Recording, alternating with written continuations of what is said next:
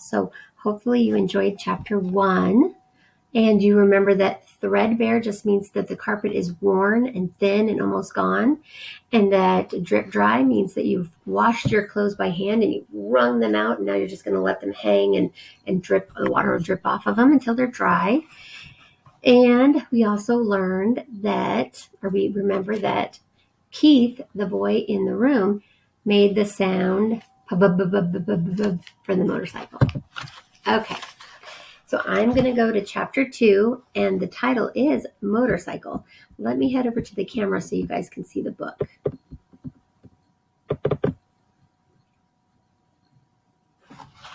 Okay. The motorcycle.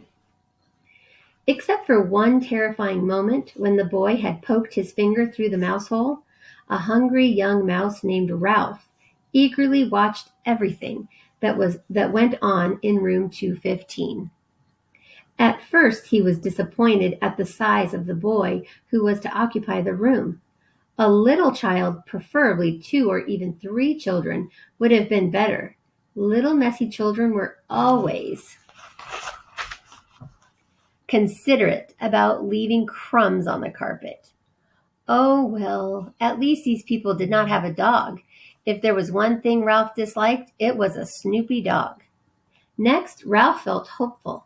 Medium-sized boys could almost always be counted on to leave a sticky candy bar wrapper on the floor or a bag of peanuts on the bedside table, where Ralph could reach them by climbing up the telephone cord. With a boy this size, the food, though not apt to be plentiful, was almost sure to be of good quality. The third emotion felt by Ralph was joy when the boy laid the apple core by the telephone. This was followed by despair when the mother dropped the core into the metal wastebasket. Ralph knew that anything at the bottom of a metal wastebasket was lost to a mouse forever. A mouse lives not by crumbs alone, and so Ralph experienced still another emotion. This time, food was not the cause of it. Ralph was eager, excited, curious, and impatient all at once. The emotion was so strong it made him forget his empty stomach. It was caused by those little cars, especially that motorcycle and the b-b-b-b-b-b-b sound the boy made. That sound seemed to satisfy something within Ralph, as if he had been waiting all his life to hear it. B-b-b-b-b-b went the boy. To the mouse, the sound spoke of highways and speed, of distance and danger, and whiskers blown back by the wind. The instant the family left the room to go to dinner, Ralph scurried out of the mouse hole and across the threadbare carpet, there it is again, to the telephone cord, which came out of a hole in the floor beside the bedside table. "Ralph!" scolded his mother from the mouse hole. "You stay away from that telephone cord." Ralph's mother was a great worrier. She worried because their hotel was old and run down, and because so many rooms were often empty with no careless guests to leave crumbs behind for mice.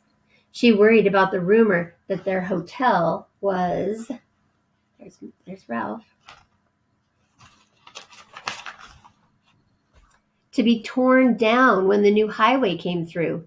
She worried about her children finding aspirin tablets. Ralph's father had tried to carry an aspirin tablet in his cheek pouch. The aspirin had dissolved with unexpected suddenness, and Ralph's father had been poisoned. So he tried to carry it and get back as fast as he could, but it dissolved. It melted into his mouth, and it was too much medicine, and it poisoned him. Since then, no member of the family would think of touching an aspirin tablet, but this did not prevent Ralph's mother from worrying. Most of all, Ralph's mother worried about Ralph. She worried because he was a reckless mouse who stayed out late in the daytime when he should have been home safe in bed. She worried when Ralph climbed the curtain to sit on the windowsill to watch the chipmunk in the pine tree outside and the cars in the parking lot below. She worried because Ralph wanted to go exploring down the hall instead of traveling under the floorboards like a sensible mouse. Heaven only knew what dangers he might meet in the hall. Maids, bellboys, perhaps even cats, or what was worse, vacuum cleaners. Ralph's mother had a horror of vacuum cleaners. Ralph, who was used to his mother's worries, got a good running start and was already halfway up the telephone cord. Remember your Uncle Victor, his mother called after him. Ralph seemed not to hear. He climbed the cord up to the telephone, jumped down, and ran around to the row of cars. There it was on the end, the motorcycle. Ralph stared at it and then walked over and kicked a tire. Close up, the motorcycle looked even better than he expected. It was new and shiny and had a good set of tires. Ralph walked all the way around it, examining the pair of chromium mufflers and the engine and the hand clutch. It even had a little license plate so it would be legal to ride it. Boy, said Ralph to himself, his whiskers quivering with excitement. Boy, oh boy. Feeling that this was an important moment in his life, he took hold of the hand grips. They felt good and solid beneath his paws. Yes, this motorcycle was a good machine, all right. He could tell by the feel. Ralph threw a leg over the motorcycle and sat jauntily on the plastic seat. Jauntily just means that you're just happy-go-lucky and you're just bouncy and happy on the plastic seat. He even bounced up and down. The seat was curved just right to fit a mouse. But how to start the motorcycle? Ralph did not know. And even if he did know how to start it, he could not do much riding up here on the bedside table. He considered pushing the motorcycle off onto the floor, but he did not want to risk damaging such a valuable machine. Ralph bounced up and down on the seat a couple more times and looked around for some way to start the motorcycle. He pulled at a lever or two, but nothing happened. Then a terrible thought spoiled his pleasure. This was only a toy. It would not have run at all. Ralph, who had watched many children in room 215, had picked up a lot of information about toys. He had seen a boy from Cedar Rapids throw his model airplane on the floor because he could not make its plastic parts fit properly. A little girl had burst into tears and run sobbing to her mother when her doll's arm had come out of its socket. And then there was that nice boy, the potato chip nibbler, who stamped his foot because of the batteries kept falling out of his car. But this toy could not be like all those other toys he had seen. It looked too perfect with its wire spokes in its wheels and its pair of shiny chromium exhaust pipes. It would not be right if it did not run. It would not be fair. A motorcycle that looked as real as this one had to run. The secret of making it run must be perfectly simple. If only Ralph had someone to show him what it was. Ralph was not satisfied just sitting on the motorcycle. Ralph craved action. After all, what was a motorcycle for if it wasn't action? Who needed motorcycle riding lessons? Not Ralph. He tried pushing himself along with his feet. This was not nearly fast enough, but it was better than nothing. He moved his feet faster along the tabletop and then lifted them up while he coasted.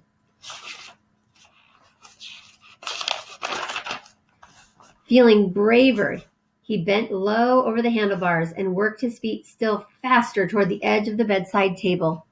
When he worked up a little speed, he would coast around the corner. He scrambled his feet on the tabletop to gain momentum. Momentum means to get like going faster, more speed. In a split second, he would steer to the left. At that moment, the bell on the telephone rang, half a ring, so close that it seemed to pierce the middle of Ralph's bones. It rang just that half ring, as if the girl at the switchboard realized she had rung the wrong room and had jerked out the cord before the ring was finished. So that's back when they had to plug in the cords to connect phone calls. That half a ring was enough. It shattered Ralph's nerves and terrified him so that he forgot all about steering. It jumbled his thoughts until he forgot to drag his heels for brakes. He was so terrified he let go of the hand grips. The momentum, so remember the speed, the motion of it continuing, of the motorcycle carried him forward.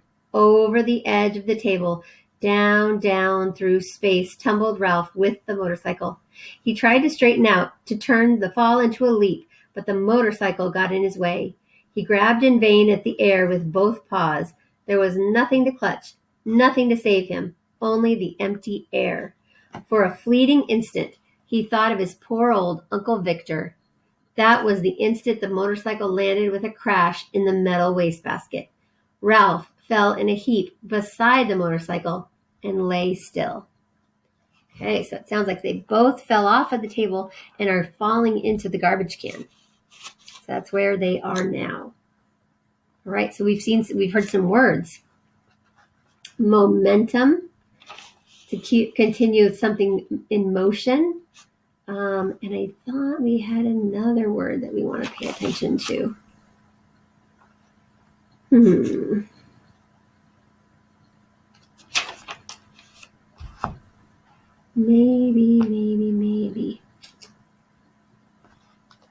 Maybe I can find it.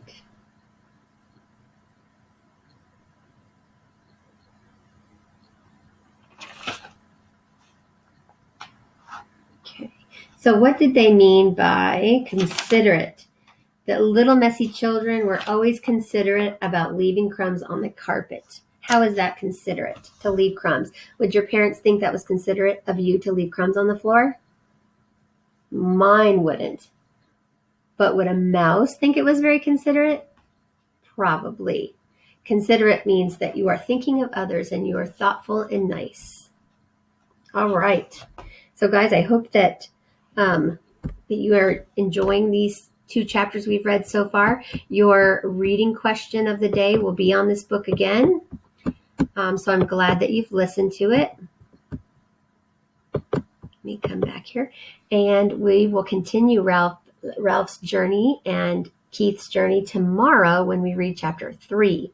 So right now I'm going to head over to math so we can correct lesson 3.6 and do some interactive notebook activities for our math. So I will see you there.